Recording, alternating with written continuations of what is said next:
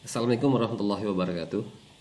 Pada video kali ini kita akan menjelaskan tentang fitur timer atau counter dan PWM yang ada pada microcontroller AVR ATmega, khususnya ATmega 8535.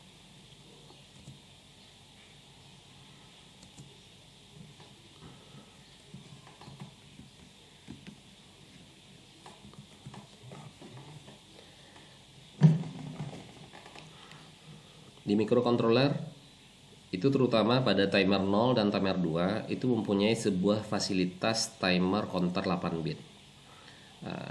Timer atau counter 8 bit ini artinya adalah proses penghitungan yang terjadi itu adalah maksimumnya adalah 8 bit. Jadi timer dan counter itu proses yang terjadi itu adalah sebetulnya adalah proses penghitungan.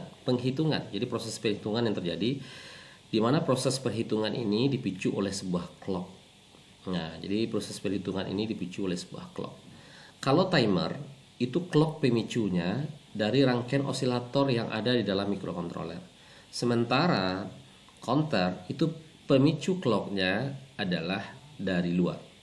Jadi ibaratnya kalau kita menggunakan timer, kemudian kita menambahkan sebuah kristal yang menjadi sebuah rangkaian osilatornya dengan clock 1 MHz misalnya, maka kalau kita cari, kalau 1 MHz itu kita cari periodenya adalah berarti 1 mikrosecond.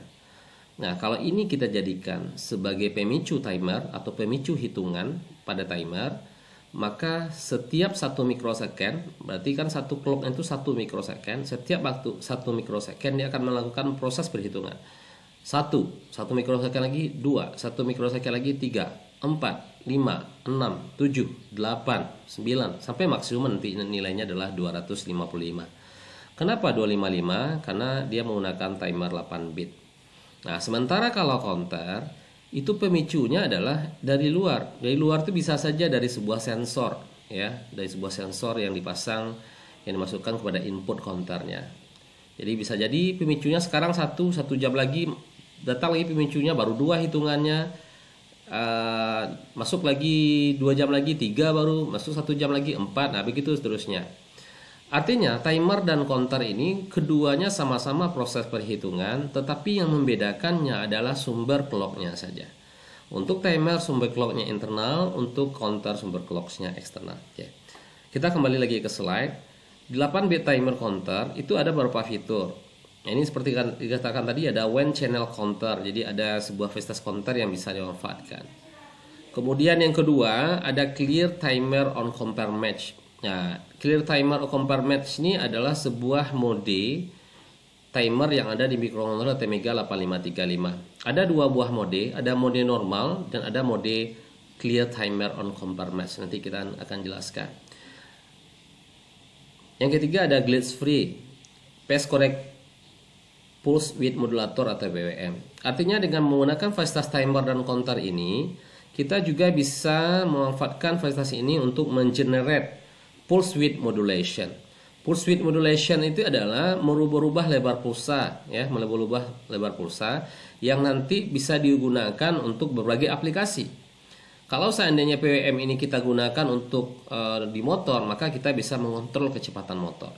Kalau seandainya PWM ini kita umpankan ke lampu, maka lampu bisa kita atur terang dan redupnya. Nah, maka PWM ini dengan kita atur, maka bisa digunakan untuk berbagai aplikasi. Ini salah satu fitur yang juga bisa kita bangkitkan dengan fasilitas timer dan counter. Kemudian kita juga bisa membentuk frekuensi generator. Frekuensi generator, kemudian seperti tadi external event counter. Nah, kemudian ada 10 bit clock prescaler. 10 bit clock prescaler ini adalah pemicu hitungan clocknya. Misalnya 1 mega, tidak hanya bisa 1 mega saja, ternyata bisa dipicu oleh prescalernya. Artinya prescaler nanti dibagi-bagi. Jadi bisa dipicu oleh 1 mega, nanti bisa dibagi 8, jadi bisa dipicu oleh 1/8 mega, bisa dibagi nanti 64, bisa dibagi 256, bisa dibagi 1024. Jadi pemicunya tidak hanya 1 MHz yang dibangkitkan oleh rangkaian osilator, tapi juga bisa dipicu oleh pembagi yang saya sampaikan tadi. Kemudian, nah ini ada dua sumber interupsi internal. Yang pertama overflow dan yang kedua adalah compare match interrupt. Nah, ini berkaitan dengan mode dari timer. Nah, baiklah kita jelaskan modenya. Ada dua buah mode pada timer ini. Yang pertama itu adalah mode normal. Nah, mode normal itu adalah proses penghitungan yang terjadi itu adalah dari nilai awal sampai maksimum 255. Nah, itu adalah mode normal. Yang kedua modenya adalah clear timer on compare match atau disingkat dengan mode CTC. Nah, mode CTC ini proses penghitungannya bagaimana? Tidak dari nilai awal sampai maksimum, tapi adalah dari nilai awal yang ditentukan sampai nilai pembanding. Jadi kalau memakai mode ini kita harus tetapkan berapa nilai pembandingnya. Kalau seandainya kita tetapkan nilai pembandingnya 100, maka dia akan menghitung dari nilai awal sampai 100. Ketika sampai 100, apa yang terjadi? Clear timer, dia akan kembali lagi ke 0, mengulang lagi. Clear timer itu artinya mengulang lagi dari 0. Jadi dia melakukan proses perhitungan dari nilai awal sampai dengan nilai pembanding. Jadi harus ada dimasukkan nilai pembanding. Beda dengan mode normal tadi. Mode normal tadi proses penghitungannya adalah dari nilai awal yang ditentukan sampai nilai maksimumnya untuk 8 bit adalah 255. Nah, maka dengan dua fasilitas ini ada dua sumber interupsi yang bisa dimanfaatkan.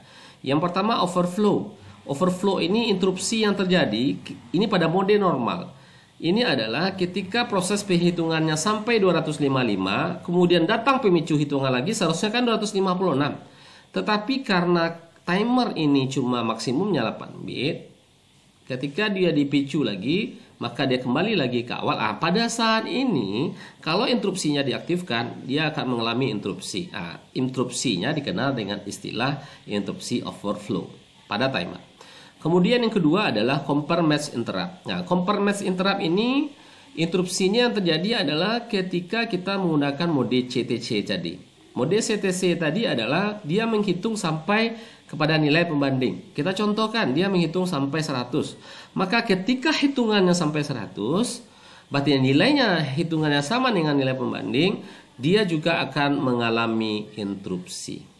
Nah, jadi ada dua sumber instruksi yang bisa kita manfaatkan ketika kita menggunakan fitur timer dan counter. Ini modenya seperti kita jelaskan tadi, ada mode normal, ada mode CTC yang seperti yang kedua ini adalah fast PWM dan fast correct PWM. Dua yang di bawah ini nanti kita akan jelaskan. Fast PWM dan fast correct PWM adalah adalah cara untuk mengenerate, membangkitkan gelombang PWM. Jadi di gelombang PWM itu apa yang diatur? Pulse width modulation. Yang diatur adalah lebar pulsanya. Nah, itu yang akan kita atur.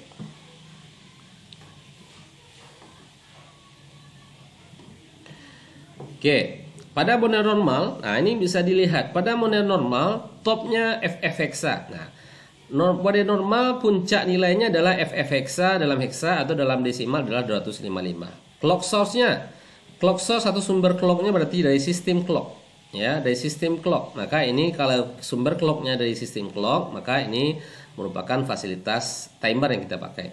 Tapi kalau seandainya dari pin T0, jadi ada sebuah kaki yang berada pada port B.0, di kaki itu tidak hanya milik port B.0, tapi hanya juga milik T0, ya. Maka kaki itu adalah kaki untuk masukkan counter. Nah, ada falling relasi edge untuk penghitungan counter. Untuk pemicu hitungan yang masuk dari luar, itu pemicunya ada dua. Kita bisa pilih nanti. Yang pertama adalah falling edge.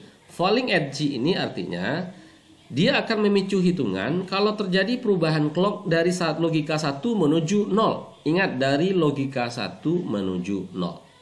Sementara yang rising edge, dia akan memicu hitungan kalau seandainya kalau seandainya yang masuk ke kaki T0 itu adalah perubahan logika dari 0 menuju 1. Ini rising edge 0 menuju 1, maka dia akan melakukan proses penghitungan. Nah, ini prescaler. Ini yang prescaler ini yang saya sampaikan. Yang pertama itu adalah stop, berarti di prescaler itu stop berarti kita ingin memberhentikan timernya. Kemudian F clock bagi 1. Jadi kalau frekuensinya 1 mega berarti sumber clocknya 1 mega. frekuensinya 1 mega, berarti satu clocknya, pemicu satu clocknya, kalau ini sebagai timer berarti satu clocknya adalah 1 mikrosecond. Ada clock bagi 8, berarti kalau 1 mega 1/8. Nah, maka pemicu satu hitungannya 1/8, lebih cepat lagi ya, dibagi 8. Ini adalah pemicu hitungannya F clock bagi 64, F clock bagi 256, dan F clock bagi 1024. Oke. Kemudian di fasilitas timer ini ada sebuah output yang berhubungan dengan fasilitas timer dan counter. Ada O channel. Ini bisa kita manfaatkan, kaki O channel ini bisa kita manfaatkan atau tidak. Yang pertama, kalau disconnect berarti kaki O channel ini tidak kita hubungkan kemana-mana. Kemudian kalau toggle on compare match, toggle on compare match ini artinya fasilitas output ini akan berpengaruh ketika kita memilih mode yang kedua atau mode CTC.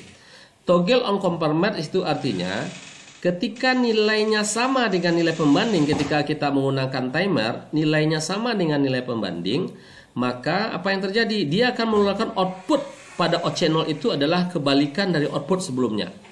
Jadi setiap nilainya sama dengan nilai pembanding. Jadi timer ini misalnya diulang berapa kali. Ketika setiap nilainya sama dengan nilai pembanding, misalnya 100 nilai pembandingnya. Hitung mulai dari 0, masuk pemicu, hitungannya terus sampai nilai 100. Ketika nilai hitungannya sama dengan nilai pembanding, maka akan dikeluarkan pada O channel sebuah logika yang merupakan kebalikan dari logika sebelumnya. Kalau logika sebelumnya 0, maka akan dikeluarkan 1. Maka pada proses yang kedua, hitung lagi sampai 100, sama lagi dengan nilai pembanding nilainya, karena 1 tadi yang dikeluarkan, maka setelah itu yang dikeluarkan adalah logika 0. Nah, itu toggle on compare match. Kemudian yang kedua, clear on compare match. Clear on compare match itu artinya output yang dikeluarkan oleh O channel ketika kita memilih mode CTC adalah ketika nilainya sama dengan nilai pembanding, maka output yang dikeluarkan adalah logika 0. Nah, kalau set on compare match itu artinya adalah ketika nilainya sama dengan nilai pembanding, maka yang dikeluarkan pada O channel adalah 1, logika 1. Nah, ini adalah dua fasilitas interupsi yang ada pada microcontroller. Pertama overflow dan ada conformat yang sudah kita terangkan tadi. Nah, kemudian, sekarang pertanyaannya adalah di mana sih proses penghitungan tadi terjadi? Baik pada timer atau counter, ketika ada pemicu hitungan, itu kan dia naik. Misalnya nilai awalnya 0 kita tetapkan. Ada pemicu hitungan. Nilainya akan berubah 1, pemicu lagi, 2, pemicu lagi, 3. Nah, kalau timer pemicunya kan di dalam tuh, konstan terus nilainya. Setiap kalau misalnya pakai 1 MHz, satu clocknya adalah 1 mikrosecond, setiap 1 mikrosecond dia menghitung 1, 2, 3, 4, 5, 6, 7. Ya, begitu seterusnya sampai maksimum 255. Nah, pertanyaannya sekarang, kalau kita ingin melihat proses perhitungannya itu berapa sih sekarang, berapa nilainya sekarang, maka itu terdapat nilainya di sebuah register yang bernama register TCNT0.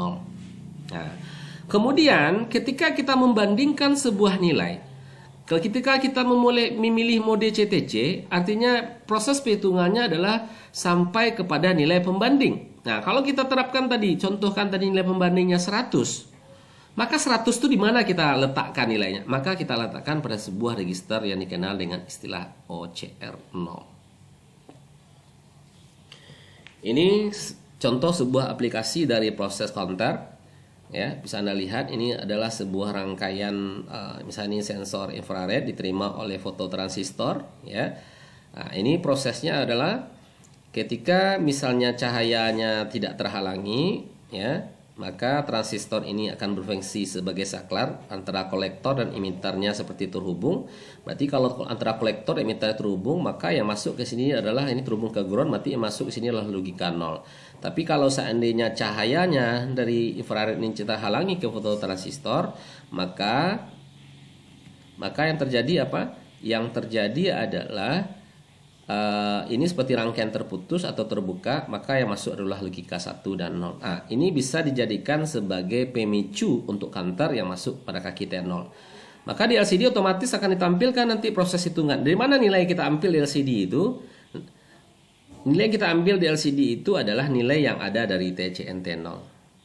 Nah, nilai yang kita ambil dari LCD itu adalah nilai yang ada dari TCNT0. Nah, inilah proses timer dan counternya.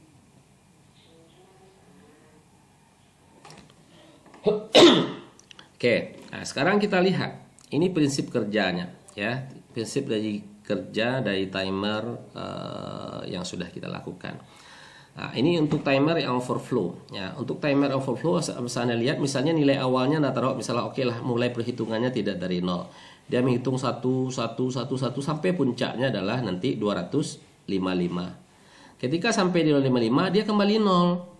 Nah, tapi kalau seandainya Anda mulai perhitungannya tidak dari nol, maka dia diulang, di reload lagi, di mana nilainya mungkin kita taruh mulai menghitungnya dari 100, maka dia mulai menghitung dari 100. Mulai lagi 101, 102, 103 sampai nanti 255. Ketika sampai 255 kembali lagi nol. Nah, perubahan dia kembali lagi nol ini kalau interupsinya kita aktifkan, maka ini dikenal dengan interupsi timer overflow.